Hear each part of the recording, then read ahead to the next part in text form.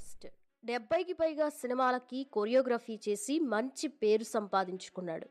అభిమాన హీరో పవన్ కళ్యాణ్తో పాటు నితిన్, బన్నీ, రామ్ చరణ్, ఎన్టీఆర్ లాంటి స్టార్ హీరోలకి గ్యారంటీ కొరియోగ్రాఫర్. స్టోరీ టెల్లింగ్ కొరియోగ్రాఫర్గా పేరుగాంచిన ఆయన ఎన్నో అవార్డులు సొంతం చేసుకున్నాడు.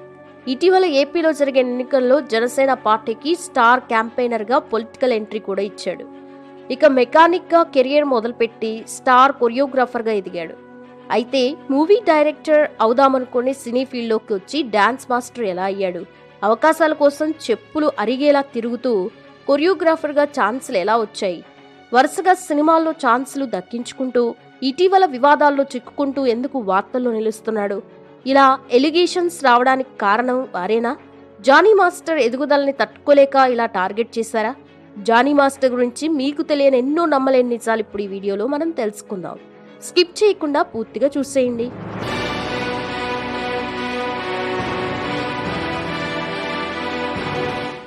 జానీ మాస్టర్ జూలై 2, 1982న ఆంధ్రప్రదేశ్లోని నెల్లూరులో పుట్టారు. షేక్ ఉమయిన్ బాషా, బీబీజాన్ దంపతులకి జానీ పుట్టాడు. జానీ మాస్టర్ అసలు పేరు షేక్ జానీ బాషా. జానీ మాస్టర్ తండ్రి 3 లారీల్ని నడుపుతూ జీవనం కొనసాగించేవాడు. జానీకి ఒక సోదరి కూడా ఉంది. జానీ చిన్నప్పటి నుంచి కొంత అల్లరిగా ఉండేవాడు. చదువుపై ఇంట్రెస్ట్ ఉండేది కాదు. కేవలం 3వ తరగతి వరకే చదువుకున్నారు. ఇక టైంపాస్గా తిరిగేవాడు. ఇలా తిరుగుతూ ఉంటే చెడిపోతాడేమో అని మెకానిక్ వర్క్ నేర్పించారు. అలా మెకానిక్ వర్క్ నేర్చుకున్న జానీ కొన్నేళ్ల పాటు మెకానిక్గా పనిచేశాడు. ఆ తర్వాత కొన్ని రోజులు జేసీబీ డ్రైవర్గా కూడా పనిచేశాడు. ఇక ఆ తర్వాత నవరంగ్ జాబ్ అనే దాంట్లో పనిచేస్తూ పెళ్లి డాన్సులు చేసేవాడట. ఈ క్రమంలోనే చిట్టిబాబు మాస్టర్ గ్రూప్లో ప్రభుదేవ మాస్టర్ సాంగ్ అయిన ముక్కాముల అనే పాటకి డాన్స్ చేసి అందరి మన్ననలు పొందాడు. ఈ డాన్స్కి జానీ మాస్టర్ని అందరూ తెగ పొగిడారట. ఇక అప్పుడు చిట్టిబాబు మాస్టర్ జానీ మాస్టర్ని తన గ్రూప్లో చేరమని అడగ్గా ఆయన అంతలా ఇంట్రెస్ట్ చూపించలేదు. ఆయనకి నో చెప్పాడు. ఇక ఆ తర్వాత జానీ మాస్టర్ మేనత్త ఇల్లు నెల్లూరుకి దగ్గర ఉండడంతో అక్కడ కూడా ఎక్కువే ఉండేవాడట. వారి ఊరిలో పెన్నా నది ఉంది. సాయంత్రం కాగానే ఫ్రెండ్స్ కలిసి ఆ నది వద్దకు వెళ్లి ముచ్చట్లు పెట్టేవారట.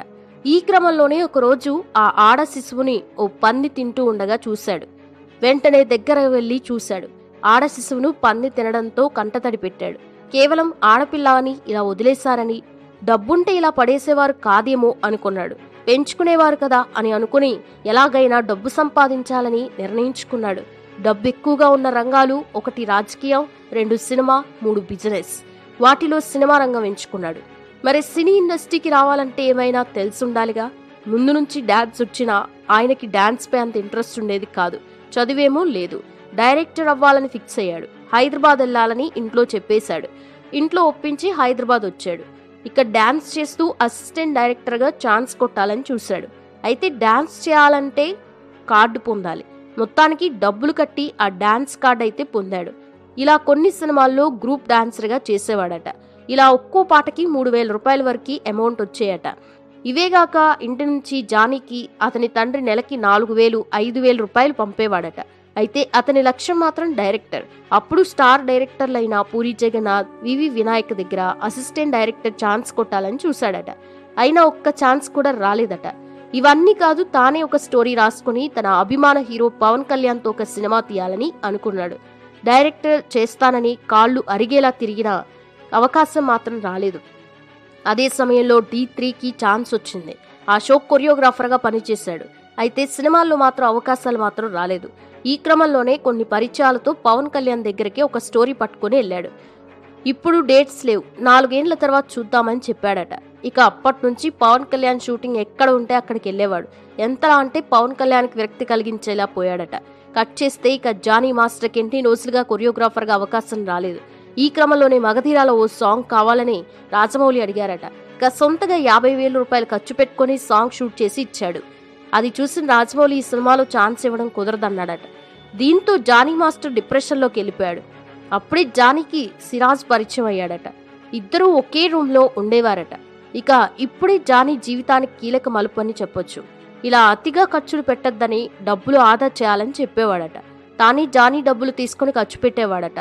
ఆ తర్వాత సిరాజ్కి ఉద్యోగం రావడంతో సౌదీకి వెళ్ళిపోయాడు. ఆ తర్వాత కొన్ని రోజులకి సిరాజ్ ఓ ప్రమాదంలో మరణించారట.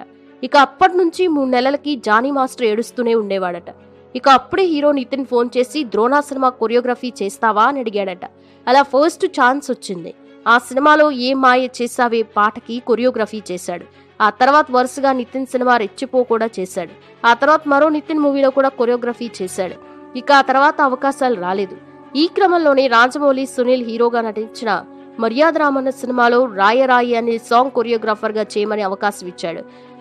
అలా తర్వాత రచ్చ సినిమాలో దిల్లక్ దిల్లక్ తా అనే పాట కొరియోగ్రఫీ చేశాడు. ఆ తర్వాత వరుసగా రామ్ చరణ్ సినిమాలు అన్నిటికీ కొరియోగ్రఫీ చేశాడు. వెంటనే బన్నీ కూడా జానీకి ఆఫర్లు ఇచ్చాడు. ఇక జూనియర్ ఎన్టీఆర్ కూడా తన సినిమాల్లో కొన్ని సాంగ్స్ కి కొరియోగ్రాఫర్ గా అవకాశం ఇచ్చాడు. ఇలా నాన్ స్టాప్ గా ఈ స్టార్ హీరోల సినిమాల్లోని అన్ని పాటలకు కొరియోగ్రాఫర్ గా పనిచేస్తూ వచ్చాడు. రేసు గుర్రల్లో సినిమా చూపిస్తామా, టెంపర్ టైటిల్ సాంగ్, గోవింద్ నందరివాడలో రారా కుమారా, 2014లో ఏకంగా సల్మాన్ ఖాన్ మూవీలో జయహోలో ఆయనకు ఆఫర్ వచ్చింది. ఇక అఖిల్ సినిమాలో అక్కినేని టైటిల్ సాంగ్, బ్రూస్లీలో టైటిల్ సాంగ్, ఇలా ఎన్నో పాటలు కొరియోగ్రాఫర్గా చేసి ప్రస్తుతం తెలుగు సినీ పరిశ్రమలో దూసుకుపోతున్నాడు. ఆయన ఢీ షోకు జడ్జిగా వ్యవహరించిన విషయం తెలిసిందే. ఇంకా మరో ఎన్నో డాన్స్ షోలకి జడ్జిగా కూడా వ్యవహరించారు. ఇక పెళ్లి విషయానికి వస్తే జానీ మాస్టర్ లవ్ మ్యారేజ్ చేసుకున్నారు. ఆయన భార్య పేరు ఆయేషా. ఆమెను తొలిసారి రవీంద్ర భారతిలో చూశాడు. ఆయేషా ఒక క్లాసికల్ డాన్సర్. గణేష్ మాస్టర్ దగ్గర అసిస్టెంట్ డైరెక్టర్ చేసేదట. ఈ క్రమంలోనే జానీ మాస్టర్కి కూడా పరిచయం అయింది. ఇక ఈగా సినిమా నుంచి ఆమెని అసిస్టెంట్ డైరెక్టర్గా పెట్టుకున్నాడు. 1 సంవత్సరం పాటు లవ్ చేసి ఆ తర్వాత తన ప్రేమ విషయాన్ని ఆయేషాకి చెప్పాడట. అతడి ప్రేమకి ఆమె ఓకే చెప్పిందట. ఇక మొత్తానికి ఇంట్లో ఒప్పించి ఆయేషాని పెళ్లి చేసుకున్నాడు. ప్రస్తుతం ఈ ఇద్దరి దంపతులకి ఒక కుమారుడు కూడా ఉన్నాడు. అతడికి తన స్నేహితుడు సిరాజ్ పేరు పెట్టాడు.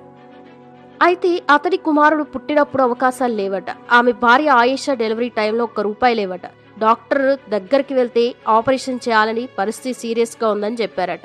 ఆ సమయంలో రామ్ చరణ్ కి చెప్పడంతో అపోలో ఆసుపత్రిలో ఉచితంగా ట్రీట్మెంట్ చేయించాడు. ఇక అప్పటి నుంచి రామ్ చరణ్ అంటే చాలా అభిమానమట. ఇక జానీ మాస్టర్ ఎన్నో అవార్డులు సొంతం చేసుకున్నాడు. 70కి పైగా సినిమాలకు కొరియోగ్రాఫర్ గా పనిచేశాడు. రీసెంట్ గానే నేషనల్ అవార్డు సాధించి అందరి దృష్టిలో పడ్డాడు. అరబిక్ కుత్తు పాటకి అవార్డు వచ్చింది. రీసెంట్ గా తిరు మూవీ పాటకి నేషనల్ అవార్డు వచ్చింది. అలా 2 సార్లు జాతీయ స్థాయిలో జానీ మాస్టర్ సత్తా చాటాడు. మంచి పేరు, గుర్తింపు అయితే తెచ్చుకున్నాడు. జనసేన పార్టీకి స్టార్ క్యాంపెయినర్ గా ఇటీవల ఏపీలో జరిగిన ఎన్నికల్లో కూడా పనిచేశాడు. ఇక అది పక్కన పెడితే జానీ మాస్టర్ పర్సనల్ లైఫ్ కి సంబంధించి బాగా వార్తల్లో నిలుస్తున్నాడు. Bengaluru rave party Telugu cinema ఇండస్ట్రీలో తీవ్ర కలకలం రేపిన సంగతి తెలిసిందే. పలువురు టాలీవుడ్ ప్రముఖులు ఈ పార్టీలో పాల్గొన్నట్టు వార్తలు రాగా పలువురు వివరణ కూడా ఇచ్చారు. ఇదే రేవ్ పార్టీలో జానీ మాస్టర్ కూడా ఉన్నట్లు ప్రచారం జరిగింది. అయితే అప్పుడే వీటిపై స్పందించిన జానీ మాస్టర్ తనకి అలాంటి అలవాట్లు లేవని క్లారిటీ ఇచ్చారు. అనవసరంగా తనపై బురద చల్లే ప్రయత్నం ఇది అని అన్నారు. ఇలా ఇప్పుడు ప్రచారాలు చేసే గుంటనక్కల ఏడుపులు తొందరలోనే వింటామని జానీ మాస్టర్ గట్టిగా కౌంటర్ ఇచ్చారు.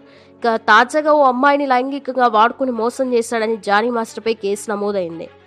అయితే ఇలాంటి వాటితో జానీ మాస్టర్ తన స్థాయిని తాను తగ్గించుకుంటున్నాడు. ఇప్పుడు సోషల్ మీడియాలో జానీ మాస్టర్ని జనాలు ఏకిపారేస్తున్నారు. గత కొంతకాలంగా జానీ మాస్టర్ తన లైంగికంగా వేధిస్తున్నాడంటూ అసిస్టెంట్ డాన్స్ మాస్టర్ పోలీసులకి ఫిర్యాదు చేసింది. తనని పలుమార్లు సెక్స్ కోరిక తీర్చమని వేధించాడని బాధితురాలు వాపోయింది. అంతేకాదు, కోరిక తీర్చుకుంటే ఇండస్ట్రీలో లేకుండా చేస్తానని బెదిరించాడని, షూటింగ్ జరుపుతున్న టైంలో నా వ్యాన్లోకి వచ్చి తన ప్యాంట్ జిప్ తీసి నాపై బలవంతం చేశాడని తన ఫిర్యాదులో సదరు యువతి పేర్కొంది. ఇదిలా ఉంటే జానీ మాస్టర్ వివాదంపై జనసేన రియాక్ట్ అయింది. రాయదుర్గం పోలీస్ స్టేషన్లో జానీ మాస్టర్పై కేసు నమోదైన నేపథ్యంలో ఆయన పార్టీ కార్యక్రమాలకు దూరంగా ఉండాలని ఆదేశిస్తూ జనసేన ఓ ప్రకటన కూడా విడుదల చేసింది. మరి దీనిపైన జానీ మాస్టర్ మాత్రం బయటకు వచ్చి సమాధానం చెప్పలేదు. మరోవైపు ఆయన ఫ్యాన్స్ ఇలా కావాలనే కొందరు పని కట్టుకుని తప్పుడు ఎలిగేషన్స్లలో ఇరికిస్తారని అంటున్నారు. ఇప్పుడు ఈ విషయం హాట్ టాపిక్ గా మారింది. ఇక ఈ వివాదంపై టాలీవుడ్ లైంగిక వేధింపుల పరిష్కార ప్యానెల్ సభ్యులు స్పందించారు. దీనిపై విచారణ కొనసాగుతోందని, కొన్ని రోజుల్లో దీనిపై క్లారిటీ వస్తుందని చెప్పారు. మరి దీనిపై జానీ మాస్టర్ ఎలా స్పందిస్తారు? ఈ కేసులో రానున్న రోజుల్లో ఎలాంటి ట్విస్టులు చోటు చేసుకుంటాయో వేచి చూడాలి.